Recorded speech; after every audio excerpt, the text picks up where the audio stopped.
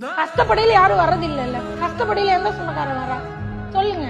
100 உடனே என் சொந்தக்காரன் வரான், உன் சொந்தக்காரன் வரான். 100 இங்க எல்லாரும் சம்பாதிக்கணும், மான மரியாதையா பொழைக்கணும், இப்படி இருக்கணும் அப்படி இருக்கணும். இது எல்லாமே சொந்தக்காரனால தானே, அவனுக்கு நம்மள தேய்க்கிறனால தானே. பணத்தை வச்சுதான்டா இங்க எடை போடுறாங்க. எவன்டா பாசத்தை வச்சு எடை போடுறாங்க? பணம் தானே பேசுது. இவனுங்களுக்கெல்லாம் பணம் தானே. அப்பதானே நம்ம வெறி வந்து வெளியே வர்றோம்.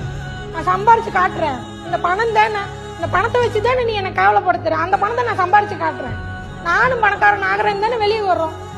அந்த அடிமட்ட சுயமரியாதை கேவலப்படாத எவனுமே பணக்காரன் ஆனது இல்லை. புரியுதுங்களா? அந்த செல்ஃப் ரெஸ்பெக்ட் எங்க அடிபடுதோ அங்கதானே நான் சம்பாரிச்சு காட்டுறேன்னு வர்றோம். அதுக்காக தானே இவ்வளவு வெறியோட ஓடுறோம்.